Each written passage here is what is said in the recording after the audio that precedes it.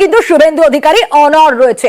হিন্দু ভোটকে গুরুত্ব দিয়েই রাজনৈতিক লড়াই, 26-এ 5% হিন্দু ভোট টার্গেট দাবি শুভেন্দু অধিকারীর। ফের মুসলিম ভোটকে গুরুত্ব নয় বলেও দাবি শুভেন্দুর। কি বলেছেন শুনুন।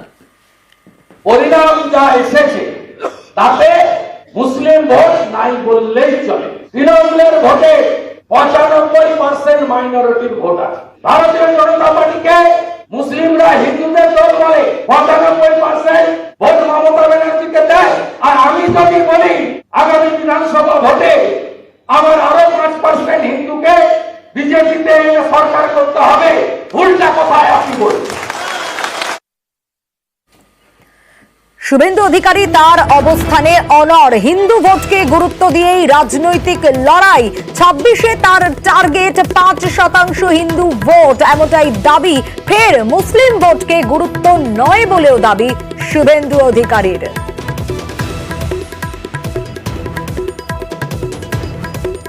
এবং এটাই প্রথম নয়, এর আগেও কিন্তু শুভেন্দু অধিকারীকে বলতে শোনা গিয়েছিল।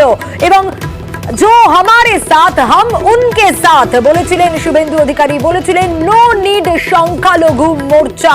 এবং শুভেন্দু অধিকারী কিন্তু তার অবস্থানে অনড়ই থাকলেন। আজকের বক্তব্যেতে তা স্পষ্ট হয়ে গেল। হিন্দু ভোটকে গুরুত্ব দিয়ে রাজনৈতিক লড়াই, 26-এ 5% হিন্দু ভোট টার্গেট বলে দাবি। ফের মুসলিম ভোটকে গুরুত্ব নয় বলেও দাবি শুভেন্দু অধিকারীর। কিন্তু কেন অবস্থানে অনড় বলা হচ্ছে? আগে শুভেন্দু অধিকারী কি বলেছিলেন একটু পিছনে ফিরে দেখি, শোনাই কি বলেছিলেন শুভেন্দু অধিকারী। আমিও বলেছি রাষ্ট্রবাদী মুসলিম, আপনারাও বলেছেন সবকা সাথ সবকা বিকাশ। আর বলবো না, বলবো जो हमारे साथ हम उनका साथ, सबका साथ सबका विकास बंद करो, नो नीड সংখ্যালঘু মোর্চা। তৃণমূল নেতা জয়প্রকাশ মজুমদার রয়েছেন আমাদের সঙ্গে। শুভেন্দু অধিকারী তার অবস্থানে এখনো অনড়। হিন্দু ভোটকেই গুরুত্ব দিয়ে রাজনৈতিক লড়াই, বলছেন ফের মুসলিম ভোটকে গুরুত্ব নয়। শুনতে পাচ্ছেন? পাচ্ছি, বলুন। দেখুন, ভারতবর্ষের যে নির্বাচন বিধি আছে এবং রিপ্রেজেন্টেশন অফ পিপুলস অ্যাক্ট আছে, ভারতবর্ষ তো একটা আইন মেনে চলা রাষ্ট্র। সে যে দলই শাসনে আসুক না কেন, বহুদলীয় গণতন্ত্র আছে।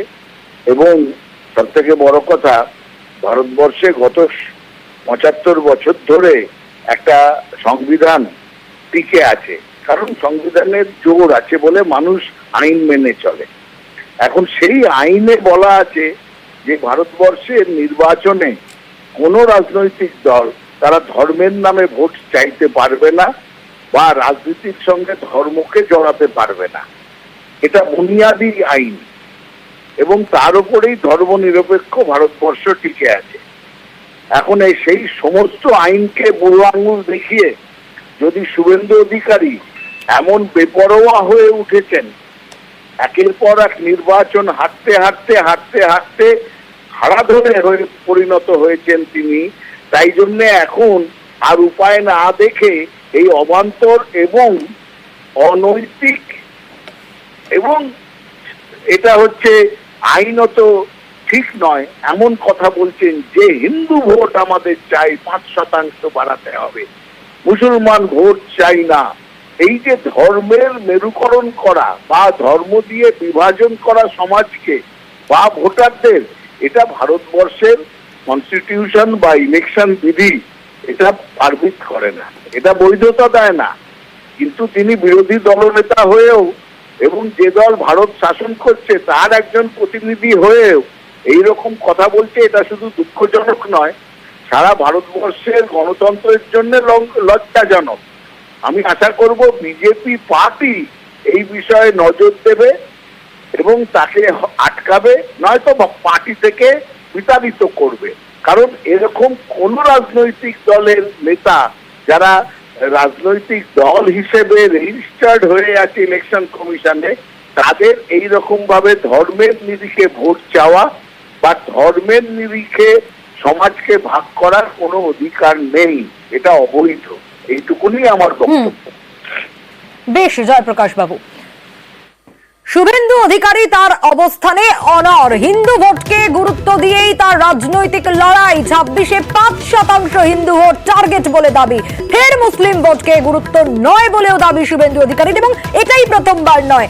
একইভাবে সংখ্যালঘু ভোটকে গুরুত্ব না দেওয়ার দাবি জানিয়েছিলেন শুভেন্দু অধিকারী এর আগেও। 24-এর ভোটের পর বর্ধিত সাংগঠনিক সভায় সংখ্যালঘু মোর্চার প্রয়োজনীয়তা নেই, নো নিড সংখ্যালঘু মোর্চা বলেও দাবি করেছিলেন শুভেন্দু অধিকারী। এবং সেই দাবির পর 17 জুলাই যে বক্তব্য তিনি রেখেছিলেন, জো হামারে সাথ হাম উনকে সাথ, নো নিড সংখ্যালঘু মোর্চা, আবারও তাই সেই অবস্থানেই অনড় থাকলেন। আজকের বক্তব্যে অন্তত সেটাই স্পষ্ট। হিন্দু ভোটকে গুরুত্ব দিয়েই রাজনৈতিক লড়াই। 26-এ 5% হিন্দু ভোট টার্গেট বলে দাবি। ফের মুসলিম ভোটকে গুরুত্ব নয় বলেও দাবি শুভেন্দু অধিকারীর। কি বলেছেন তিনি শোনাবো। পরিণাম যা এসেছে তাতে মুসলিম ভোট নাই বললেই চলে। তৃণমূলের ভোটে 95% মাইনরিটির ভোট আছে। ভারতীয় জনতা পার্টিকে মুসলিমরা হিন্দুদের দল বলে, 95% ভোট মমতা ব্যানার্জিকে দেয়। আর আমি যদি বলি আগামী বিধানসভা ভোটে আমার আরো 5% হিন্দুকে বিজেপিতে এনে সরকার করতে হবে, ভুলটা কোথায় আপনি বলুন। শুনলেন শুভেন্দু অধিকারীর মন্তব্য। অবস্থানে অনড় তিনি, কারণ এইটাই প্রথমবার নয়।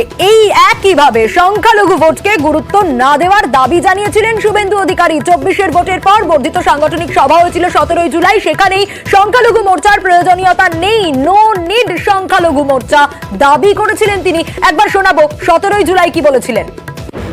আমিও বলেছি রাষ্ট্রবাদী মুসলিম, আপনারাও বলেছেন সবকা সাথ সবকা বিকাশ।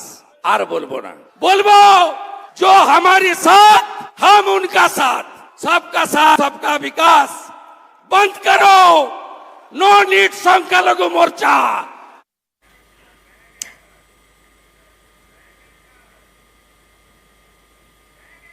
আর ঠিক এই বক্তব্যই জো হামারে সাথ হাম উনকে সাথ, নো নিড সংখ্যালঘু মোর্চা, এই বক্তব্যের রেশেই কিন্তু সংখ্যালঘু মন্তব্যে দলত্যাগ করলেন। বিজেপি থেকে তৃণমূলে এলেন। শুভেন্দুর এই সংখ্যালঘু মন্তব্যে দলত্যাগ, নো নিড সংখ্যালঘু মোর্চা মন্তব্য করেছিলেন শুভেন্দু অধিকারী 17 জুলাই। বাংলায় ভোটে বিপর্যয়ের পরই শুভেন্দু অধিকারী এই মন্তব্য করেন, না তাতে বিতর্ক দানা বাঁধে। নদিয়া উত্তরের সংখ্যালঘু মোর্চার সভাপতির দলবদল, বিজেপি ছেড়ে তৃণমূলে এলেন রফিকুল শেখ। কি বলেছেন তৃণমূলে আসার পর শুনুন। বিজেপি ছাড়ার অনেক কারণ আছে। কিছুদিন আগে একটা মিটিং হয়েছিল আমাদের রাজ্যতে, সেখানে শুভেন্দু অধিকারী বলেছিল যে হামারা সাথ হাম উসকো সাথ হ্যায়, নো টু সংখ্যালঘু মোর্চা। এটা 100 বার প্রভাব ফেললো। বিজেপির মধ্যে বিভাজন, বিজেপি যে একটা সাম্প্রদায়িক দল সবসময় একটা বিভাজনের বিবৃতি দেয়, তার জন্যে আজকে আমি দলটা ছেড়ে তৃণমূলে আমি যোগদান করলাম। সমীর রয়েছেন আমাদের সঙ্গে। সমীর, শুভেন্দু অধিকারীর এই মন্তব্যে দলত্যাগ করলেন, বিজেপি ছেড়ে তৃণমূলে গিয়ে রফিকুল শেখ, এবং তুমি যেমনটাই বলছিলে এর আগেও একবার যে কোথাও গিয়ে অস্তিত্ব সংকটে ভুগতে শুরু করেছেন, কারণ নো নিড সংখ্যালঘু মোর্চা, এটা শোনার পর। একদমই শুনিয়া দেখো, গত 17 জুলাই শুভেন্দু অধিকারী বলেছিলেন নো নিড অফ সংখ্যালঘু মোর্চা। ঠিক তার 10 দিনের মাথায় কৃষ্ণনগর উত্তর সাংগঠনিক জেলা বিজেপির সংখ্যালঘু স্তরের সভাপতি রফিকুল শেখ পদত্যাগ করলেন। তার বক্তব্য, এই বক্তব্য শুভেন্দু অধিকারীর বক্তব্যের পর তিনি দলের মধ্যে কোথাও অস্তিত্ব সংকটে ভুগছিলেন, কারণ সংখ্যালঘু মোর্চা যদি না থাকেন তাহলে তার পদও থাকবে না, তাদের গুরুত্বও থাকবে না। ঠিক সেই কারণে যখন তিনি অস্তিত্ব সংকটে ভুগছিলেন, ঠিক সেই সময় তিনি ঠিক করেন যে দলত্যাগ করবেন। এরই পরিপ্রেক্ষিতে গতকাল রাতে কৃষ্ণনগর সাংগঠনিক জেলা তৃণমূলের চেয়ারম্যান ফজলুর রহমান তার হাত ধরে তিনি তৃণমূলে যোগ দেন, এবং তিনি জানিয়েছেন তার সাথে অন্যান্য অনুগামীরা পরবর্তীকালে যোগ দেবে। তবে এর ফলে কিন্তু রাজনৈতিক চাপাউত শুরু হয়েছে এবং একটা জোর আলোড়ন সৃষ্টি হয়েছে কিন্তু বিজেপির অন্তর্মহলে।